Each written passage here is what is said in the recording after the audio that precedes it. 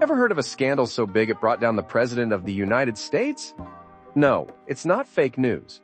It's something that really happened in the early 70s. It's called the Watergate scandal. One day, a group of 5 guys pulled a bit of a mission impossible. They got caught red-handed breaking into the Democratic National Committee headquarters at the Watergate office complex in Washington, D.C. These weren't regular burglars. They had one mission: to bug the place and gain covert info on the Dems for then President Richard Nixon's re-election campaign, the Committee to Re-elect the President. It's a bit like binge-watching Netflix for political secrets. But they messed up, the police caught them, and a journalist caught wind of it. Carl Bernstein and Bob Woodward, a couple of reporters from the Washington Post, were soon on the case. Their deep digging and a trail of money linked the burglars directly to Nixon's re-election campaign. Soon, one mysterious informer named Deep Throat, who was later revealed to be the associate director of the FBI, Mark Felt, began feeding them hints and insider info. Imagine it like one of those spy thriller series. Anyway, as the news started to leak, people were shocked.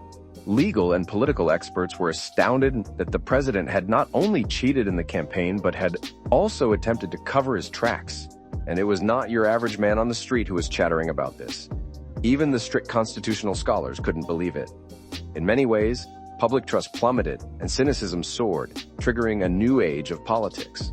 Yet Nixon and his pals were not going quietly. They denied, they dramatized, pleaded innocence, and bashed the media. They tried to make it look like a witch hunt, but the evidence kept piling up. It wasn't easy, though. There were intense investigations, string pulling, and political maneuvering that left people on all sides exhausted. It was like a political Game of Thrones. Things got worse for Nixon when the White House tape recordings became public. Oh yeah, he was paranoid enough to tape every conversation in the stream. A real-life reality show in the making. Those tapes were revealing. They showed that Nixon knew a lot more about the Watergate scandal than he admitted. Upon its public disclosure, the turning point came. People turned against him even more. His own party was like, "Bro, cut out the drama, you're caught, just resign." Ultimately, under immense pressure, and before he could be impeached, Nixon waved the white flag saying, "Peace out, I quit," becoming the only U.S. president in history to ever resign. Yet, the aftershocks of Watergate were severe and lingered for years.